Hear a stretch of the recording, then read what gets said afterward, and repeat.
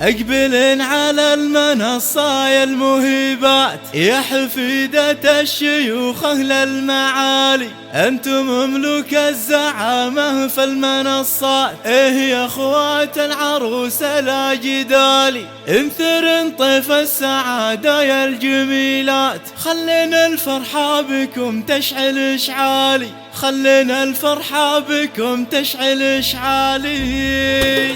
اقبلن على المنصة يا المهيبة، يا حفيدة الشيوخ أهل المعالي، أنتم ملوك الزعامة في المنصات. يا أخوة العروسة لا جدالي، انثر طيف السعادة يا الجميلات، خلينا الفرحة بكم تشعل إشعالي. العبن والليلة أفرح ومسرات، وشاركوهم يا العذا رحلة الليالي.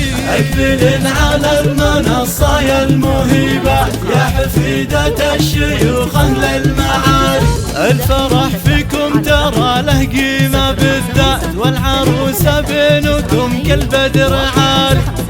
يا اخوات العروسة يا الاميرات، ما يوفي قدركم شعر ومقالي، انت يا نوره تصدرت المقامات، ماخذا كل الفخامة والدلالي، وانت يا ساره مقامك في السماوات، نجمة بالنور والهبة تلالي. اقبلن على المنصة يا المهيبات، يا حفيدة الشيوخ أهل المعالي.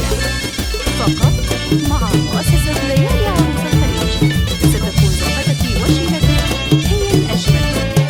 نصيغ لك زفتك وشيلتك بكلمات متناسقة، تنفيذ كل الشيلات بأسماء حسب طلبك، كتابة قصائد وألحان جديدة حسب الطلب. ويا منيرة بالحلاوة لك حكاية، قصة عنوانها الذوق الخيالي، وانت يا حصة على الغد بدلالة، حاكمة ومتصدرة عرش الجمال، والحلا بك يا العنود ما لا نهايات، كملك ربي وزادك بالخصال. يا بنات الشيخ سالم يا الأصيلة، افخارا وابوكم حزام الثقال، الكريم اللي ينوم المهمة، راعي الوقفات كسب المعالي. اقبلن على المنصة يا المهيبات، يا حفيدة الشيوخ أهل المعالي، أمكم شيخة لها بالطيب خانات، عالية بأخلاقها بنت الرجال،